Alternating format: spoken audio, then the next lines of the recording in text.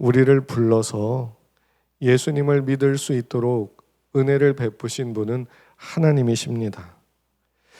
우리는 내가 결단하고 내가 생각하고 내가 고민하고 내가 믿어야지 해서 예수를 영접하기는 했지만, 그렇게 되기까지 하나님의 한없는 은혜가, 하나님의 부르심과 하나님의 택하심과 하나님의 인도하시는 그 은혜가 우리에게 있었습니다.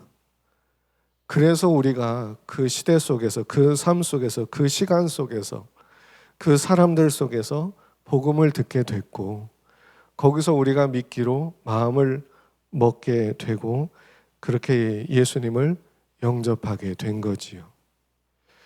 우리가 예수님을 믿고 영접하는 데 있어서 하나님은 우리를 프로그램 시키셔가지고, 억압하셔가지고, 강제적으로 무섭게 하셔가지고 억지로 하게 하지 않으시고, 우리에게 보여주시고 우리에게 말씀하시고 권면하시고 모든 상황과 여건 속에서 끊임없이 우리를 이끌어 주셔서 그 상황 속에서 우리가 예수님을 알게 되고 예수님을 믿게 되고 예수님을 나의 구주로 영접하게 되었습니다. 그리고 예수님을 믿고 난 이후에도 지금까지도 하나님은 우리에게 말씀하시고 권면하시고 감동하시고 은혜를 주셔서 우리로 하여금 주님을 섬기도록 결단하게 하시고 주님을 위해서 일하도록 각오하게 하시고 마음을 먹게 하시고, 그래서 그렇게 주님을 지금까지 따라오게 하셨습니다. 하나님은 인격적인 분이십니다. 아멘. 그래서 하나님은 우리를 인격적으로 대해 주시지요. 보통 사람들은 하나님을 인격적인 하나님으로 여기지 않는 것 같아요. 그래서 절대적인 어떤 초월적인 존재, 신비한 초능력을 가진 존재로 생각을 해요. 그래서 내가 무언가 주문을 외우고 내가 어떤 특정한 행동을 하면 신비한 기운이 역사를 해서 그 신비한 능력을 가진 신이 내게 어떤 이런 일들을 하는 것으로 생각을 하지요. 마치 전기 제품처럼 전기 코드를 갖다 꽂으면 에어컨이 돌아가고 TV가 나오고 냉장고가 작동되는 것처럼 하나님은 어떤 신비한 능력과 그런 초월적인 존재, 그런 걸로 인식을 해서 내가 어떤 특별한 행동, 특정한 행동을 하면 당연히 그런 일들이 일어나는 것으로 생각을 하지요. 우리도 그렇게 생각하면서 살아왔고 어느 면에서는 그렇게 생각하며 사는 부분들이 참 많이 있습니다. 물론 하나님께서는요, 우리가 기도하고 간구하고 부르짖고 금식하고 하면 그런 특정한 행동들을 하면 거기에 따라 역사해 주시기도 하세요. 작전 기도에 응답해 주시기도 하세요. 그리고 목숨을 건 금식에 하나님이 역사해 주시기도 하세요. 그런데요, 우리가 듣는 얘기가 뭐예요? 작전 기도를 했는데 되는 일이 없는 때도 있어요. 응답이 없을 때도 있어요. 금식을 했는데 40일 금식을 했는데도 하나님의 응답을 받는 분들이 있는가 하면 뭐가 잘못돼가지고 돌아가시는 분도 있어요. 금식했는데 하나님의 일을 위해서, 사역을 위해서, 목회를 위해서, 영혼 구원을 위해서 금식했는데 죽으면 안 되잖아요. 하나님이 그 뱃속의 모든 소화기관들이 건강하게 되게 해주셔야 되잖아요. 그런데 항상 그렇지 않은 경우들이 있어요. 물론 잘못한 경우도 있지만 다 그렇게 설명할 수 없는 경우가 너무 많이 있어요. 그런데요, 우리가 하나님이 왜 이렇게 일하실까? 하나님이 왜 이런 식으로 하실까? 도대체 어떻게 해야 하나님의 기분을 맞출까? 도대체 어떻게 하나님의 마음을 좀 이렇게 맞출까 고민을 하면서 살아가지요. 그런데요, 어떻게 일하실지 모르는 하나님의 모습이라 할지라도 일관되게 일하시는 하나님의 모습이 있어요. 일관되게 일하시는 하나님의 모습, 그것은 인격적으로 우리를 대해 주신다는 거예요. 인격적으로 우리를 대하셔서 권면하세요. 여러분, 인격적인 게 뭡니까? 사람들 간에도요, 되게 인간적이고 인격적인 그런 부분들이 뭐예요? 이용해 먹고 속이고 이런 건 아니죠. 인격적인 게 아니죠. 억압하고 강제하고 이것도 인격적이지 않죠. 뭐가 인격적이에요? 말하고 내가 생각할 수 있도록 시간을 줘야지. 그리고 본인이 생각하고 이런 걸 인격적이라고 하지요. 하나님도 그렇게 하신다는 거예요.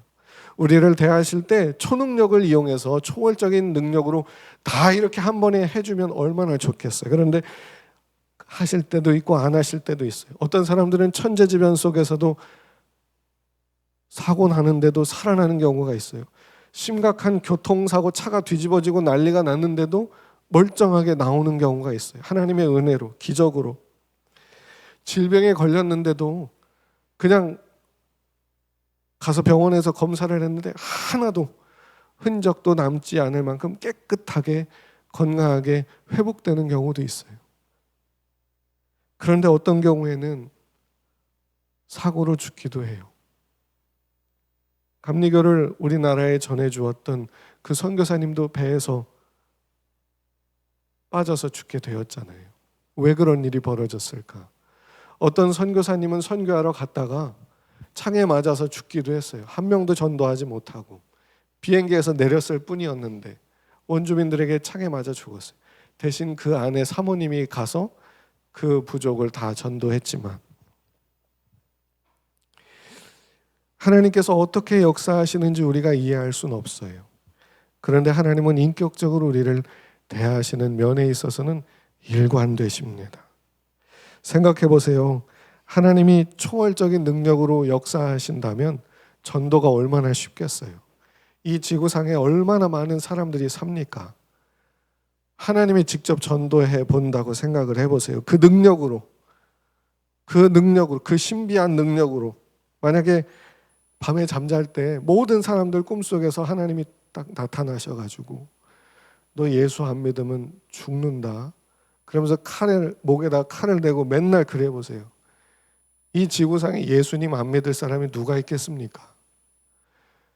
하나님께서 일어나서 나가는 사람들에게 맨날 막 어디서 바위 떨어지고 돌멩이 날라오고 막 그런 일 매일 있게 해보세요. 아, 나 하나님 믿을게요. 예수님 믿을게요. 안 그럴 사람이 어디가 있겠습니까? 그런데 하나님은 그러지 않으세요.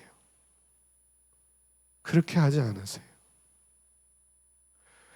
우리도 그런 기도 하잖아요. 하나님, 누군가 내 가족, 남편이 될 수도 있고 아내가 될 수도 있고 자녀, 부모님이 될 수도 있고 아니면 아는 지인이 될 수도 있고 하나님 저 사람이 예수 믿을 수 있도록 막 신비한 일을 일으켜 주세요. 얼마나 많이 기도합니까? 그런데 우리도 예수 믿은 걸 생각해 보면 그런 것 때문에 믿은 건 아니었잖아요. 하나님이 우리를 권면하셔서 그 은혜에 우리가 반응했던 거죠. 그래서 그들도 하나님의 은혜 가운데 반응할 수 있도록 기도하는 거 아니겠습니까? 하나님은요, 그런데 감사한 것은 끊임없이 모든 사람들에게 말씀하고 계시고 권면하고 계시다는 거예요. 자연 환경을 통해서 모든 일들을 통해서 누군가를 통해서 말씀하고 계세요. 권면하고 계세요. 그리고 또 한 가지 참고 기다려주세요. 죄를 지었는데 곧바로 무슨 일 생겨보세요. 누구한테 거짓말을 해서 당장 어디서 뭐 돌멩이 하나 날라와서 머리 맞고 막 이래보세요. 누구한테 이렇게 잠깐 누군가를 속였는데 자동차 사고 나보세요. 그러면 안 하겠죠. 근데 그러지 않으신다는 거죠. 참으세요. 기다리세요. 죄를 미워하기까지. 죄를 미워하고 싫어하기까지. 주님이 좋아하는 걸 좋아하고 주님이 사랑하는 걸 사랑하기까지 기다리시죠.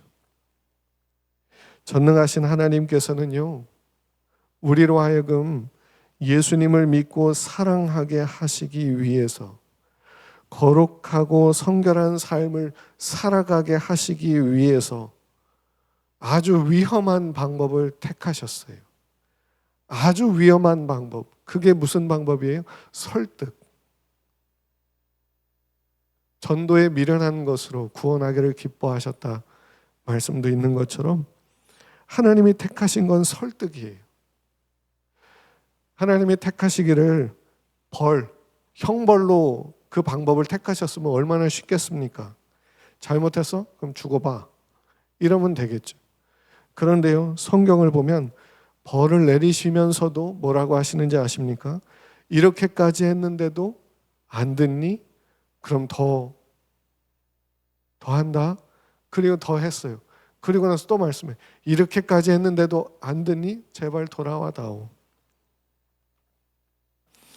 하나님께서 이렇게 기다리시는 모습은 탕자의 비유에도 나오지요. 자기 분깃을 달라 하고 아버지에게 자기 것을 받아가지고 집을 뛰쳐나가는 둘째 아들. 보통 영화나 드라마 같은 데서는 어떤 회사 회장님 손녀나 손자가 집을 나가보세요. 그럼 어떻게 할까요? 부하 직원들을 시키지. 검은 양복을 입은 사람들이 검은 세단을 타고 찾아다닙니다. 그리고 어디 음침한 이런 곳에서 찾아내죠. 찾아내가지고 붙들어가지고 회장님 앞으로 데려옵니다. 그런데 탕자의 아버지는 어떻게 합니까? 기다립니다. 집에서 기다려요. 종들을 보내지 않아요. 기다려요. 하나님의 우리를 향하신 인격적인 모습, 우리에게 말씀하시고 권면하시고 기다리시는 이 모습, 이것이 우리에게 얼마나 큰 은혜가 되는지 모릅니다. 왜냐하면 우리에게 이렇게 기다리시는 걸 포기하지 않겠다 하시거든요. 사람들은요, 하다가 지쳐요. 참는 것도 한두 번이지, 기다리는 것도 뭐 며칠이지, 몇 주지, 몇 년이지. 근데 하나님은요, 지치질 않으시나 봐요. 끝까지 견뎌주시고요, 끝까지 참아주세요. 그래서 우리에게 은혜가 되지요. 그런데 기다리기만 하시는 건 아니라는 거예요. 오늘 우리가 읽은 본문엔 그런 부분들을 얘기해 주고 있어요.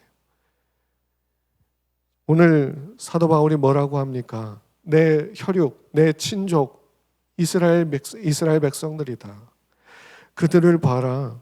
그들이 비록 하나님을 거부하고 예수 그리스도 메시아인 그분을 십자가에 못 박아 죽였다. 그리고 지금도 여전히 예수를 거부하고 있다. 이들은 그럼 어떻게 되겠는가? 물론 이들의 불순종으로 인해서 교회가 생겼다. 교회가 생겼고 예수님을 믿는 사람들이 생겼고 이스라엘 사람들은 버림받은 것 같이 되었다. 그러나 그들이 교회의 뿌리다. 비록 예수를 거부함으로 하나님 앞에 큰 죄를 범했지만 그럼에도 불구하고 그들이 복음의 뿌리가 되고 있다. 이방인들이 구원받은 것은 그들을 통해서 복음이 그들에게 전해지게 하신 하나님의 뜻이었고 신비였고 일하심이었다. 우리 같은 이방인들이 하나님을 섬기지도 않고 아무것도 하지 않았음에도 불구하고 은혜를 받아 복음을 믿어 구원을 받았는데, 저 이스라엘 사람들은 하나님께 택하심을 받았고 제사제도도 받았고 율법도 받았고 예배도 드리고 언약도 받았고 하나님의 특별한 은혜를 받은 사람들인데, 이방인들도 그렇게 구원하신 하나님이 그들을 그냥 내버려 두시겠느냐, 그 이야기를 하고 있는 겁니다. 물론 이것은 잘못한 사람들, 뭐 하나님이 다 어떻게든지 할 테니까 막 살아도 됩니다, 이런 얘기를 하는 게 전혀 아니에요. 그들을 버리지 않았다는 이야기를 하는 거예요. 포기하지 않았다는 이야기를 하는 거예요. 그들로 회개하며 돌아오게 하실 하나님의 일이 남아있음을 얘기하는 거죠. 이방인인 우리도 이스라엘과 전혀 무관하고 하나님을 모르던 민족이었는데도 불구하고 우리에게 복음을 들려주셔서 복음을 거부하는 그런 경우가 수도 없이 많았는데도 복음을 듣기까지 기다리시고 수많은 순교자들이 죽어나가는데도 참으시고 기다리셔서 우리로 예수를 믿게 하시고, 그리고 우리를 또한 쓰셔서 그 누군가에게 복음을 전하도록 일하고 계시다는 것. 이렇게까지 하나님이 우리 가운데 일하셨는데, 이방인들 가운데 일하셨는데, 이스라엘 백성들이라고 해서 완전히 예수를 부인했다고 저주하고 멸망시키시겠느냐라는 거지요. 그들이 하나님의 더 큰 사랑을 받은 것 있지 않느냐. 그러니 그들을 버리시지는 않을 것이다. 비록 그들이 여전히 예수를 부인하고 여전히 하나님께 대항하며 하나님의 뜻을 행한다 하면서 죄를 범하고 있지만 하나님은 그들을 그냥 내버려 두시지는 않을 것이다. 이런 이야기를 해주고 있는 겁니다. 무슨 말이에요?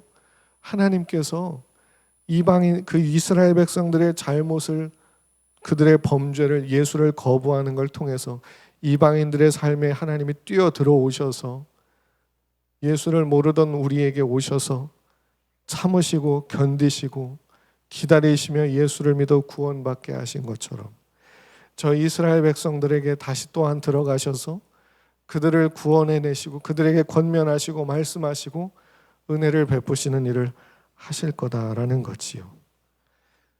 무슨 말입니까? 하나님께서 우리의 삶에 찾아 들어오셨듯 우리가 다 어질러 놓은 것들을 치우시며 우리를 온전케 하셨듯 이스라엘 백성들에 대해서도 그렇게 하실 거다. 그런 이야기를 하고 있는 겁니다. 하나님은 우리의 무지함, 우리의 거부, 우리의 배반, 우리의 연약함, 우리의 실수, 우리의 허물, 우리의 욕망, 이런 것들 속에 뛰어들어오신 분이십니다. 성육신이 뭡니까? 예수님이 뭡니까? 우리와 같은 모습으로 오신 게 뭡니까? 우리와 똑같은 흠을 가지고 오신 이유가 뭡니까? 우리를 살려내시려고. 그래서 오신 거지요. 여러분, 우리의 삶을 보세요. 아름답지 않아요. 물론 아름다운 옷을 입고 얼굴을 아름답게 꾸미면 아름다워 보이지만 그 모든 삶의 구석구석으로 들어가면 그렇게 고상하지 않아요. 기쁘고 즐거운 삶을 살고 싶지만 그러지 못한 부분들이 너무 많아요. 고민이 있고요, 슬픔이 있고요, 아픔이 있고요, 답답함이 있어요. 누구나 다 사람들에게 보여주고 싶지 않은 어둡고 캄캄한 부분들을 가지고 있어요. 예수님께서 우리가 이걸 가지고 허우적거리고 있는 그곳에 찾아 들어와 주셨다는 거지요. 이걸 우리가 다 스스로 그냥 그걸 가지고 어쩔 수 없는 그 모습 속에 주님이 오셨다는 겁니다. 우리가 이거 가지고 어쩔 수 없는 이 모습, 우아한 세계라고 하는 영화가 있는데요. 이 영화 주인공인 강인구, 송강호라는 배우가 이렇게 역할을 했는데 이 조직 내에서 서열 2, 3위쯤 되는 중간 보스입니다. 위에는 아부하고 밑에는 아래 사람들을 잘 다독여 가면서 힘들게 살아가지요. 조폭이라고 해가지고 막 힘만 쓰고 그런다고 막 하는 게 아니라 위에 또 잘 보여야 되고 밑에 사람들 데리고 또 잘해야 되고 다 먹고 살려고 애쓰는 모습을 보여주는 영화지요. 근데 이 강인구라고 하는 배우에게 부인이 있고 딸이 있어요. 그런데 이 부인과 딸이 남편 취급을 안 해줘요. 남편으로, 아내로, 아버지로 대우해주지 않고 막 엄청 짜증을 내요. 그런데 자기 아내니까, 자기 딸이니까 참아요, 견뎌요. 그러다가 그 아내가 한국에서는 딸을 교육하기 힘들다. 그래가지고는 다 바리바리 싸들고 이제 캐나다로 갑니다. 그러니까 조폭인데도 불구하고 이 기러기 아빠가 됐어요. 집에서 혼자 아내도 없으니까 밥 차려주는 사람도 없고 그냥 라면 끓여 먹는 거예요.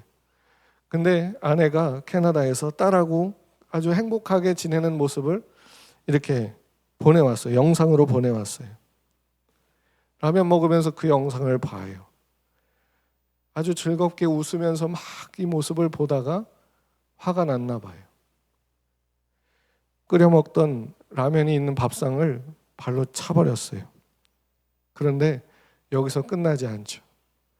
자기가 차버린 그 라면 국물들 다 이 밥상을 자기가 치우기 시작합니다. 이게 이 영화의 압권인 것 같은데, 자기가 차버린 밥상, 자기가 차버려서 어지럽혀진 그 밥상을 자기가 혼자 치웁니다.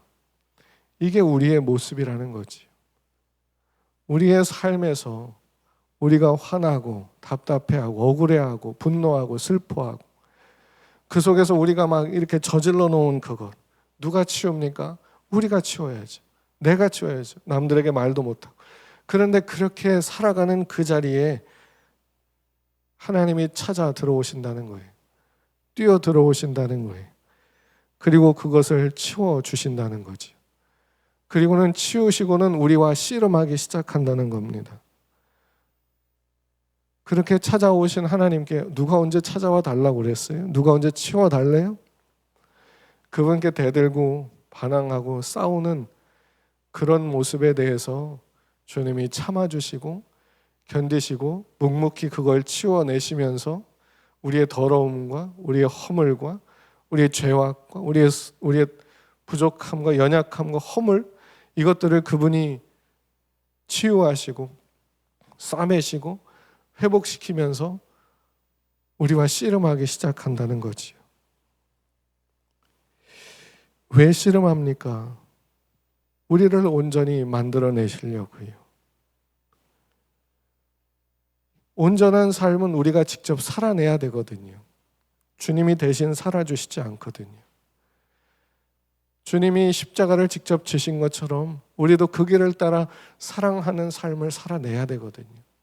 근데 누가 대가도 없고 보상도 없는 사랑의 길을 걸어가려 하겠습니까? 아무도 안 가지요. 아무도 그 길을 걸어가고 싶어 하지 않아요. 미쳤다고? 정신이 나갔다고? 어리석게? 무지하게? 바보같이?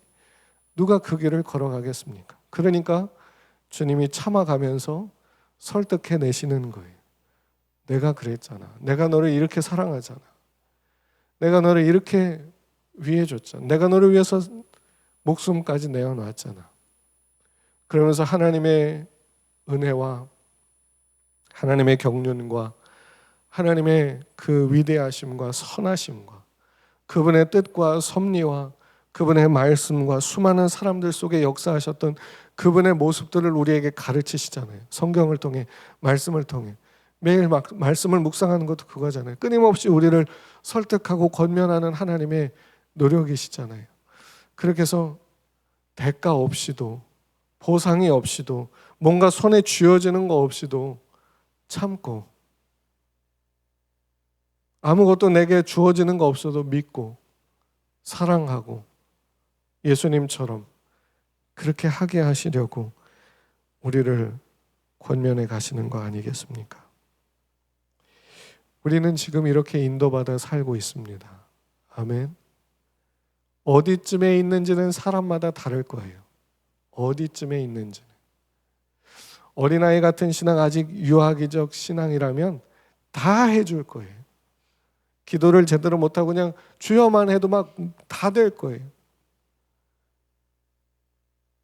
그런데 아직 신앙이 점점 자라가면서 좀 이제 어린아이처럼 조금 자라면 마음에 들지 않는 것도 해야 될 때가 있는 걸 알게 돼요.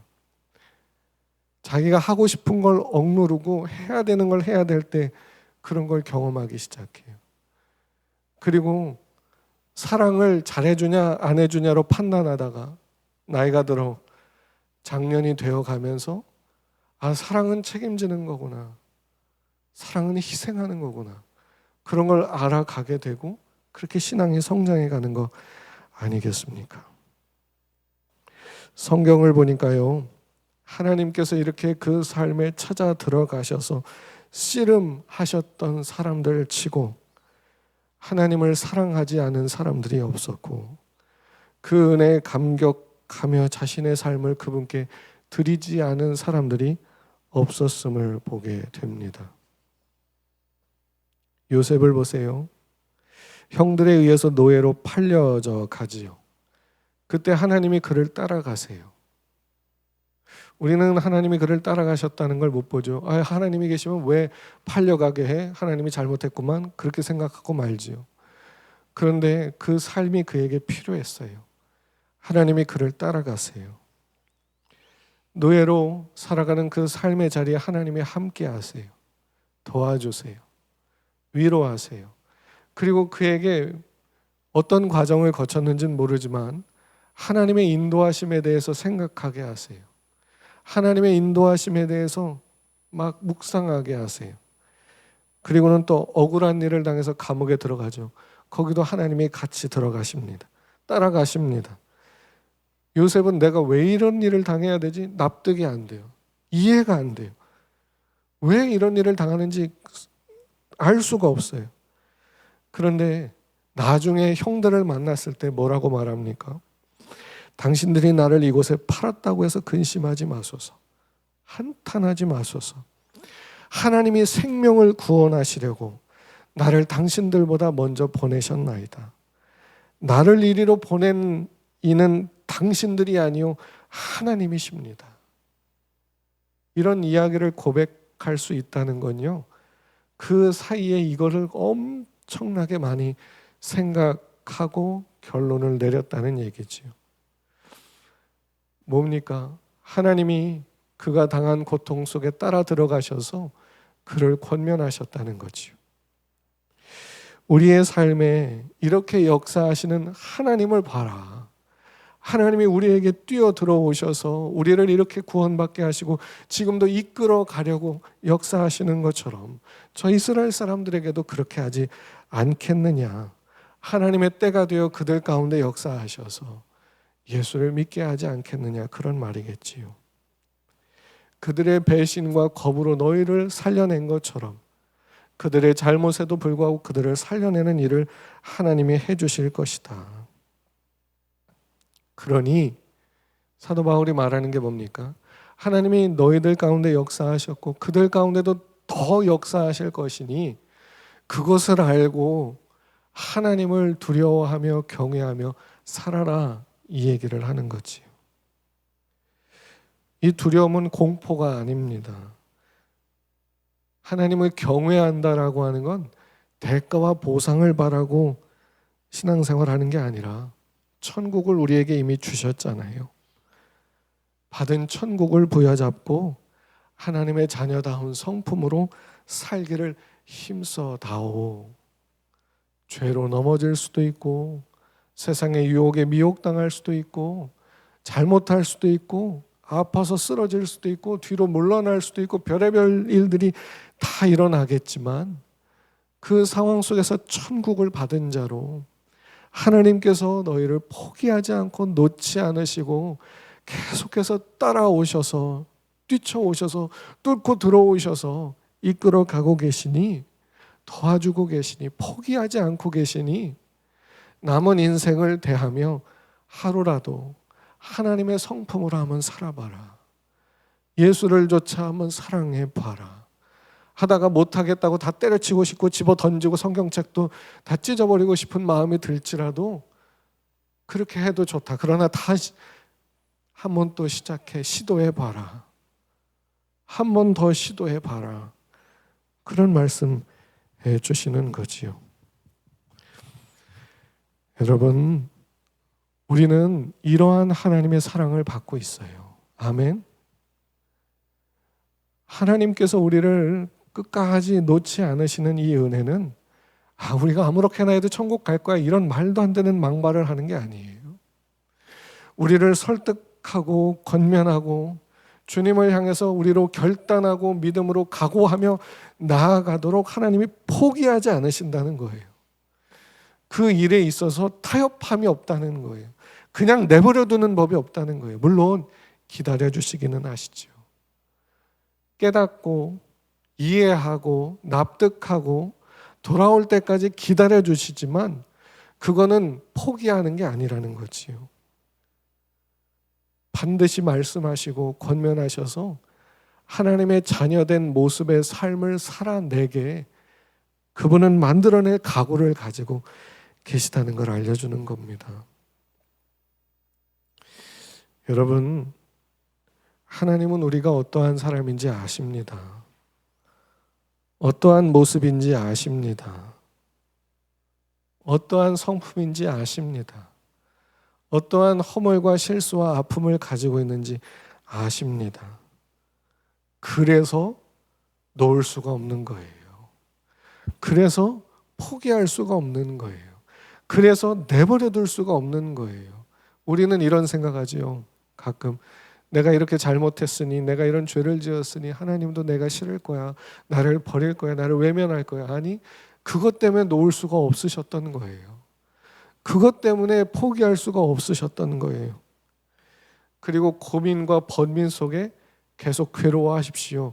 하나님은 적당하게 타협하지 않고 그분의 뜻대로 이끌어 내실 겁니다.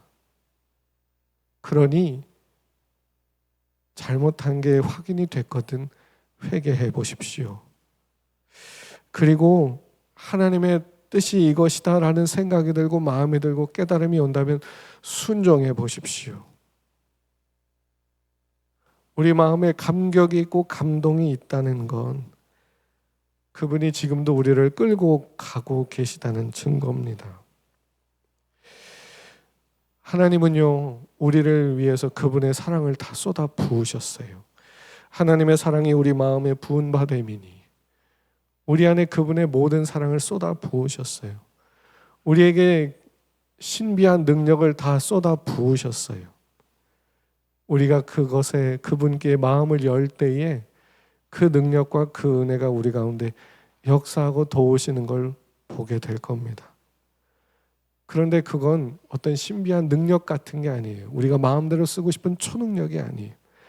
주님을 인격적으로 대우하고 인정할 때 그분이 도와주시는 능력이지요. 여러분, 하나님께서 우리를 인격적으로 대하시는 것, 우리 삶에 찾아오셔서 우리와 씨름하시는 것이고, 그것은 우리가 저지른 걸 치워주시고 우리를 권면하사 그분의 뜻 가운데 이끌어 주시는 은혜입니다. 이걸 믿으시기를 축복합니다. 붙들고 놓지 않으시고 자녀답게 살도록 이끄시는 이 은혜를 믿고 그 은혜를 따라 살아가시기를 축복합니다. 한 가지 당부의 말씀을 드리자면 주님의 인도하시는 모습이 우리에게 항상 기쁨으로 오지만은 않을 거라는 거지요. 우리에게 천국이라고 하는 구원이라고 하는 결과를 주셨지만 그 결과에 이르는 과정이 쉽지 않을 겁니다.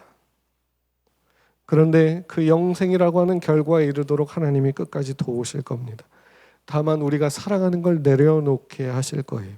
우리가 붙잡고 있는 욕망들을 내려놓게 하실 거예요. 그것들이 아무것도 아니다라는 걸 깨닫게 하려고 우리의 상상 이상으로 하나님이 역사하실 겁니다. 우리를 구원하셨기에, 우리를 사랑하시기에, 우리를 그냥 그렇게 놔둘 수 없는 거지요. 그래서 야고보 사도는 이런 말을 했어요. 야고보서 1장 12절부터 14절을 보겠습니다. 시험을 참는 자는 복이 있나니 이는 시련을 견디어낸 자가 주께서 자기를 사랑하는 자들에게 약속하신 생명의 면류관을 얻을 것이기 때문이라. 사람이 시험을 받을 때에 내가 하나님께 시험을 받는다 하지 말지니 하나님은 악에게 시험을 받지도 아니하시고 친히 아무도 시험하지 아니하시느니라. 오직 각 사람이 시험을 받는 것은 자기 욕심에 끌려 미혹됨이니. 아멘. 하나님이 시험하지 않는다는 말은 하나님이 몰라가지고 얘가 이렇게 할 수 있나 없나 몰라가지고 그러지 않는다는 거죠. 하나님이 모르시는 게 어디가 있습니까? 다 아시는 분인데 그분은 이끄시는 분이지요. 그런데 우리에게는 그게 시험처럼 온다는 거예요. 왜? 나도 모르는 내 안에 욕망이 있거든요. 나도 모르는 내 안에 욕심이 있거든요. 그러니 하나님께 시험 받는다 생각하지 마라. 그래서 12절에서 뭐라고 합니까? 참아라, 견디어라. 그러면서 하나님의 인도하심을 알고 그분을 사랑하며 섬기며 살기를 힘써라 하는 거 아니겠습니까? 그래서 하나님이 우리를 이끄시는 과정은 우리에게 꼭 편하지 않을 수 있어요. 그런데 여러분, 우리가 편하지 않은 길을 걸어가는 것 미리 염려할 필요 없습니다. 걱정할 필요 없습니다. 우리가 기뻐하고 감사할 것은 그분이 우리를 붙잡고 계시다는 거예요. 우리가 잘해서 괜찮은 사람이어서 안 그래서 붙잡고 계시는 거예요. 남들에게 보여줄 수 없는 그 더럽고 추한 모습들을 가지고 있어서 우리를 외면하는 게 아니라 그것 때문에 더 찾아 들어오셔서 치워주고 우리를 이끌어 가려 하시는 거예요.